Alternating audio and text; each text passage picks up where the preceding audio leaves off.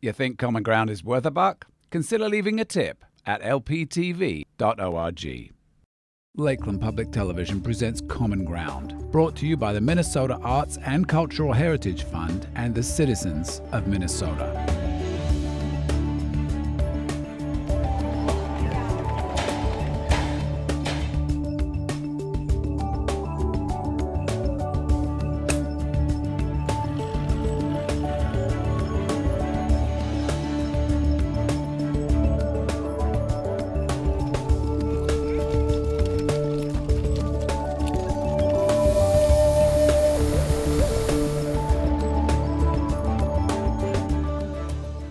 Welcome to this episode of Common Ground. We're at Solway School for a pirate play and a lesson in the importance of musical theatre in education.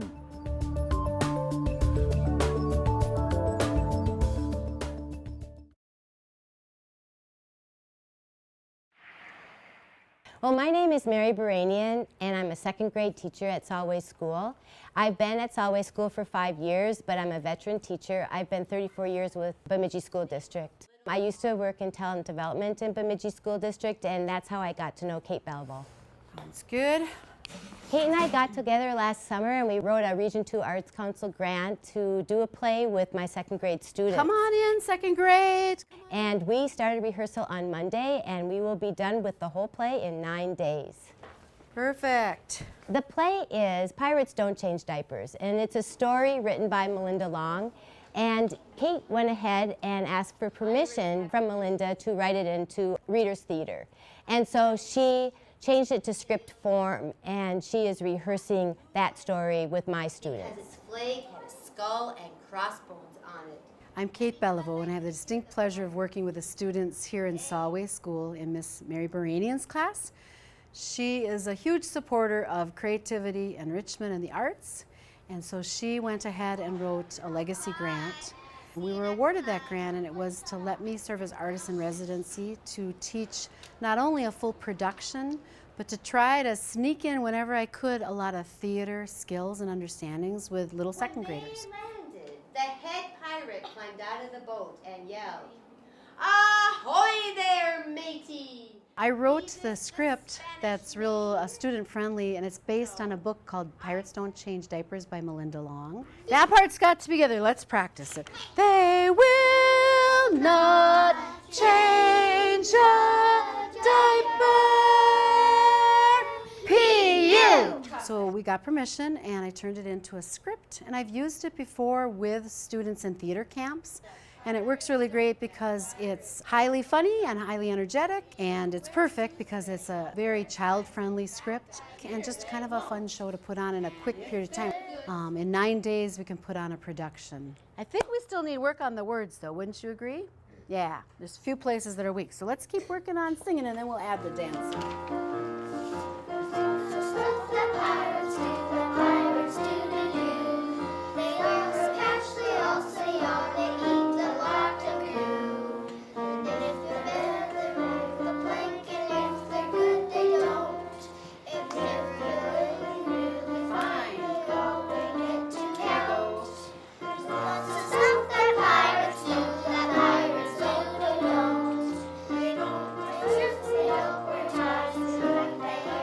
Hello, I'm Anna Larson, and I'm the music teacher at Solway.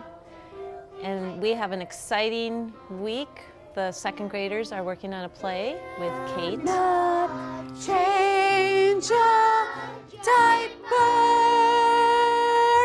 P.U. Toss. Nice. And Mary Baranian, the teacher. And today in our class, we worked on the songs and choreography. All right, let's get up. I know we still have some words a little weak, but let's get up and do our actions, shall we?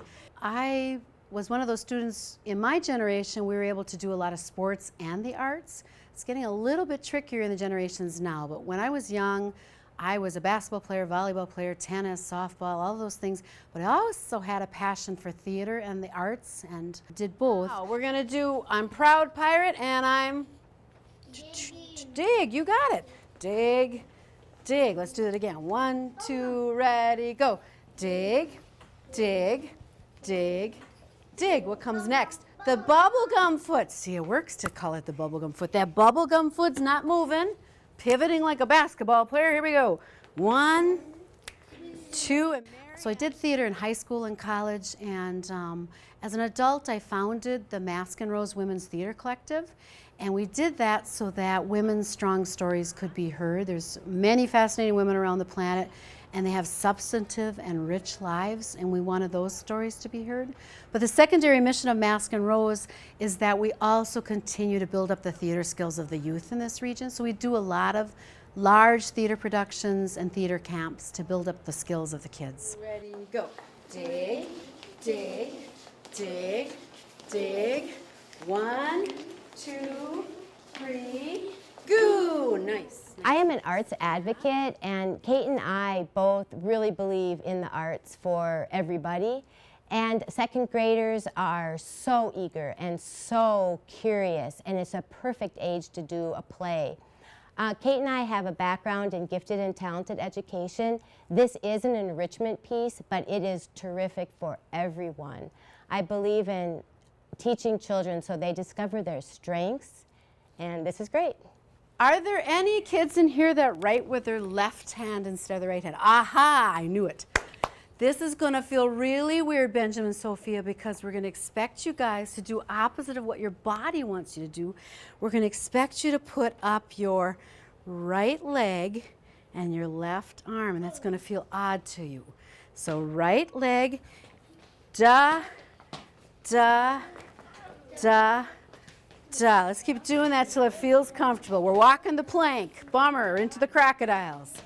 Theater is a fantastic art form. I call it kind of the queen of the art forms because it's very collaborative in nature. You're bringing in visual arts, dance, of course the theater voice, storytelling, playwright. So it's such an amazing gathering of all of the arts in one location. And for young students, what I have always seen happen is their confidence levels grow, to find their own voice when they're young and to be able to memorize lines and push towards a level of excellence that builds their confidence. I think when you see people that have been exposed to theater, they have such a sense of presence and confidence in their regular day-to-day lives.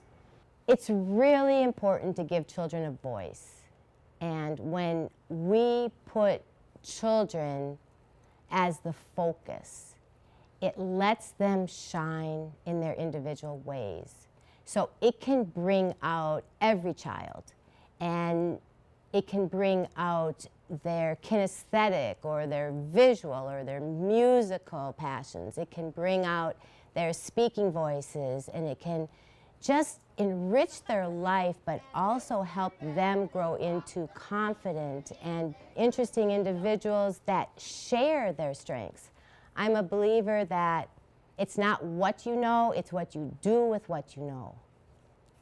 We have only been working on the play for 2 days, and it's amazing how I can already see the progress that the students are making individually as well as a group, and you need that teamwork to do something like the project of the play. Theater equips students, again, with knowing that they are capable of their voice being heard and clearly heard. And then I think the piece that is sort of a byproduct is it isn't, even though you can shine as a star in a theater production, it's still so contingent on collaboration and ensemble work. It's such a gathering of so many talented individuals on the stage and in the background that then they end up knowing what it takes to be something bigger than just themselves. And that builds a level of camaraderie and community that's really important. Fingers together. I'm going to go slow motion and you do it slow motion with me. And if they're bad, they walk the plank, and if they're good, they don't. How'd that look? We've only been at this for 2 days, so what you're seeing is really new for all of them. But through the year, we've been practicing stage presence. We've done poetry readings. We've read scripts. Every day they have opportunity to use their speaking voice and to be in front of a group of people. And as we put this together with Cate, the joy for me is watching them interact with another positive adult, and kids can't have too many of those. And Cate has so much excellence and experience in teaching and in theater. And she brings with it a freshness and a vivaciousness that is addictive and challenging. And the kids are learning a lot. The research is there, and I'm an educator by trade. I taught gifted and talented programs for many years in the Catholic school district.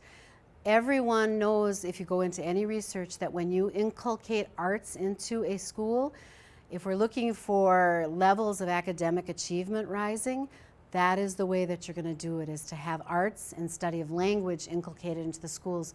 We're very fortunate in Minnesota because we collectively as a state decided arts and protection of the environment were important, and we dedicated, of course, our legacy funds to do that.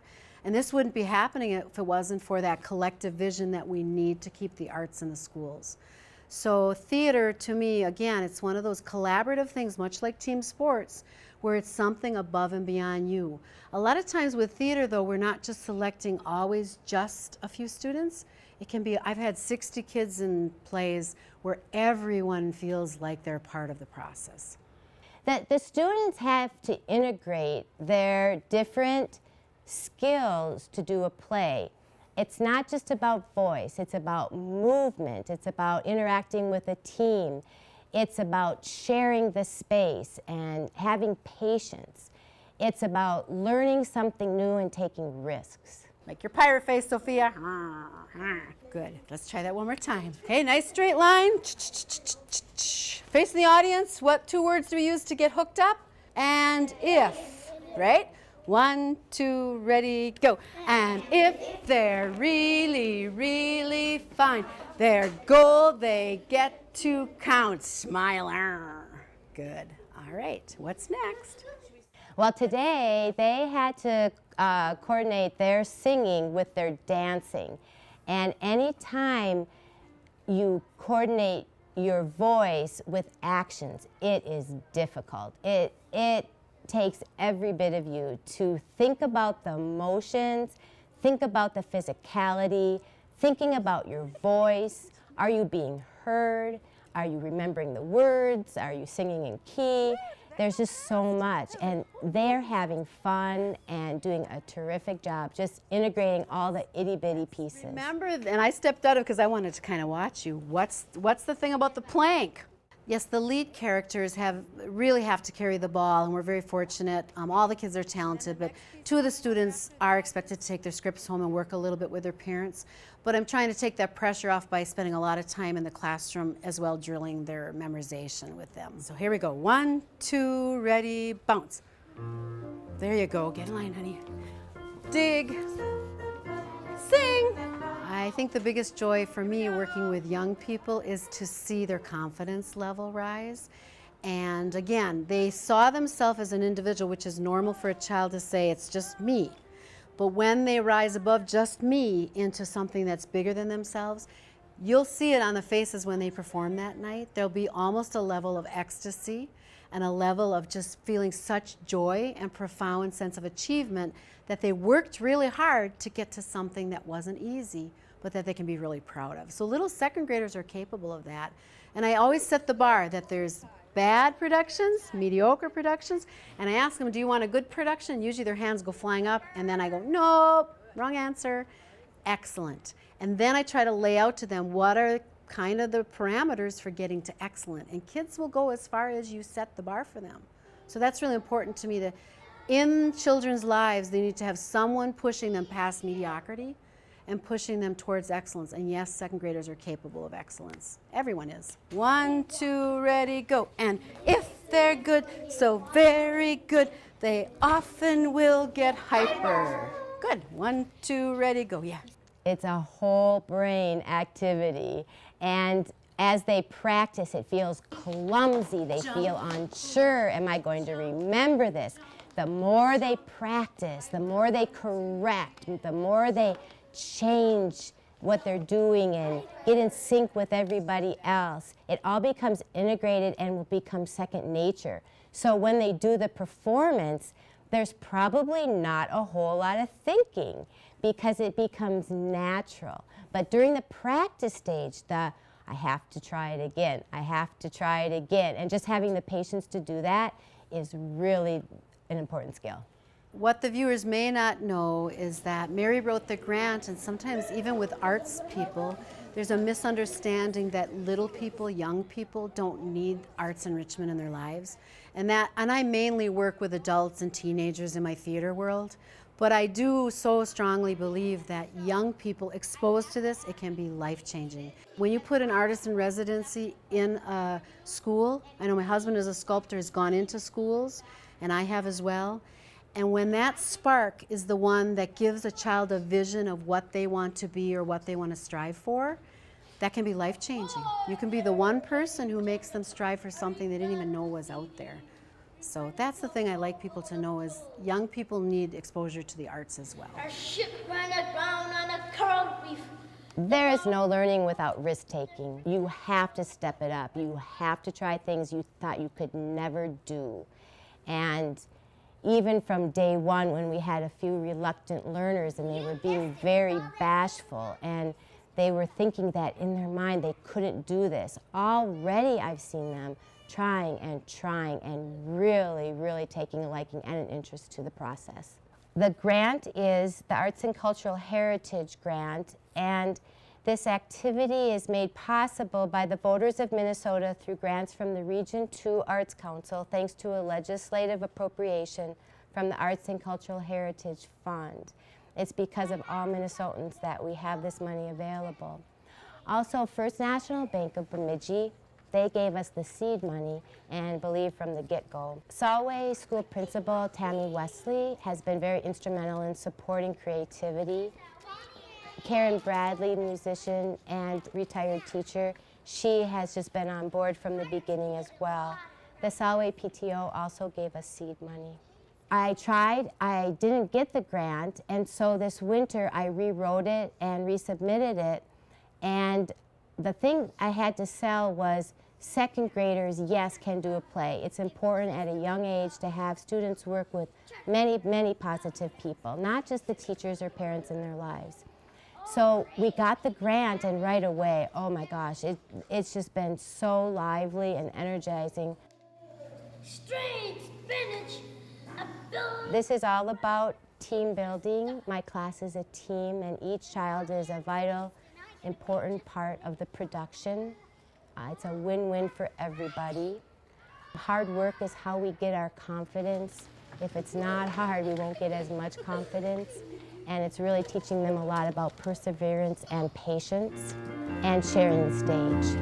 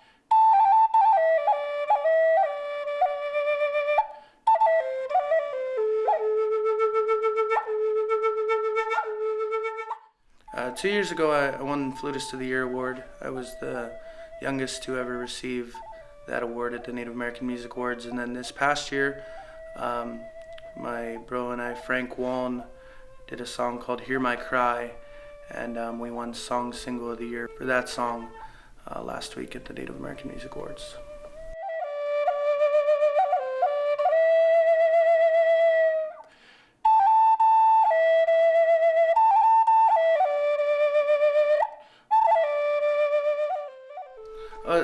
It's always an honor, you know. You always go into it not expecting to win, just to be nominated and up against, you know, the calibers of musicians that are involved.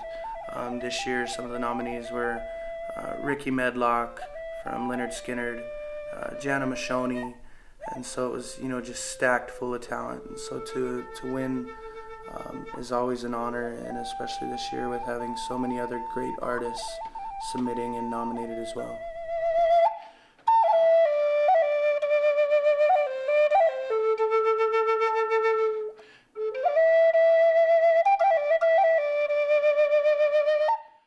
Oh, it was amazing. I got to take my younger brother with me. It was his first time to the Native American Music Awards, and we took a road trip out there, and I was performing, so I arrived on Thursday and did sound check, and then Friday was the day of the show, and so many great performers that performed live. Like I said, they had Blackfoot with Ricky Medlock of Leonard Skinner, Nelly Furtado performed, Jana Mashoni performed, myself, many other artists. So it was a great show, great experience, a lot of fun just hanging out with friends and other colleagues and contemporaries in the business.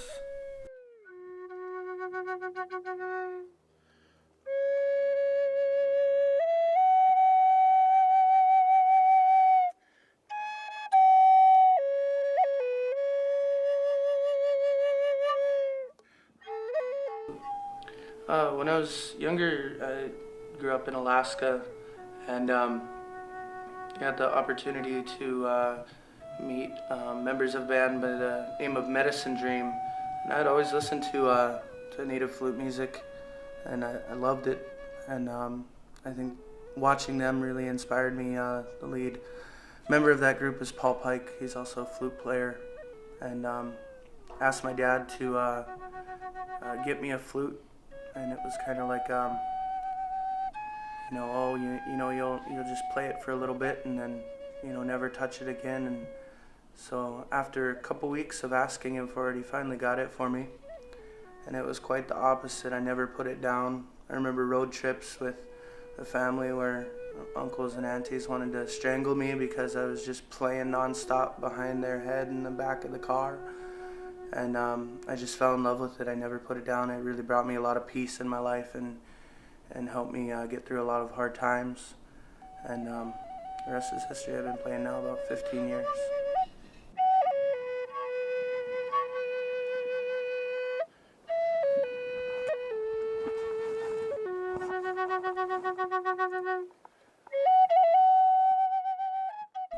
It's pretty much, I don't actually write it as to actually write the song out note by note.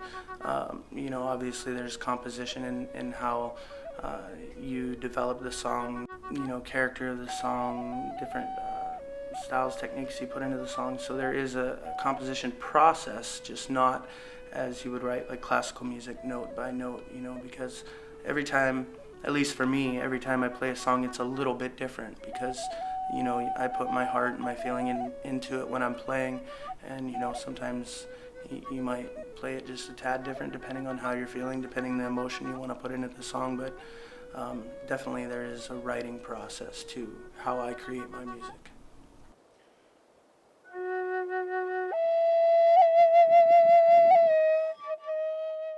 In being blessed with everything I have in my career and being able to live my dream of music, felt it only right to give back.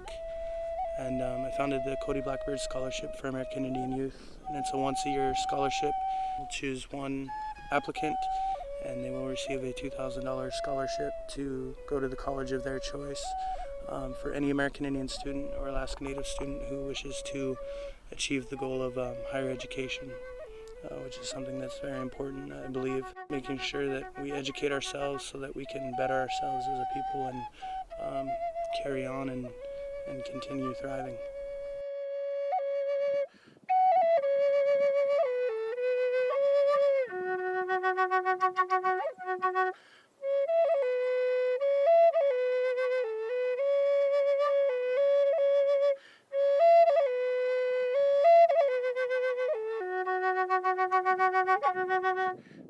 In every song I say that, I'm not, I don't write my own music. I'm merely one member of a symphony being conducted by the Creator. And I truly believe that, that what I write, what comes through me is, just transcended through me. And I think capturing the emotion that I'm feeling when that song comes to me and being able to relate that emotion or that feeling to the audience, to the listener, that's what I think is most important. If you can do that as a songwriter, as a composer, as a musician, then you've done a good job, and you've done what the listener is looking for, to be captured by that music, to take you on a journey, to take you to another place away, and just be able to relax and kind of be able to just enjoy and feel the emotion of the song.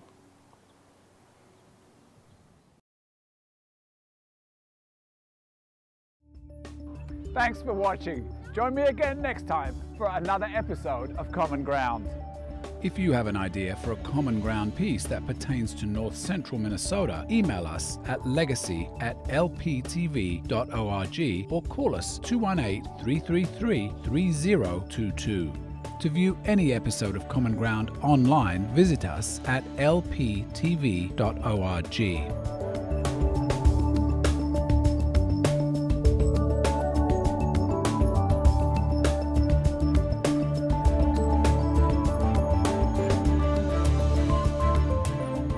To order individual segments or entire episodes of Common Ground, please call 218-333-3020. Common Ground is brought to you by the Minnesota Arts and Cultural Heritage Fund with money from the vote of the people on the 4th of November, 2008.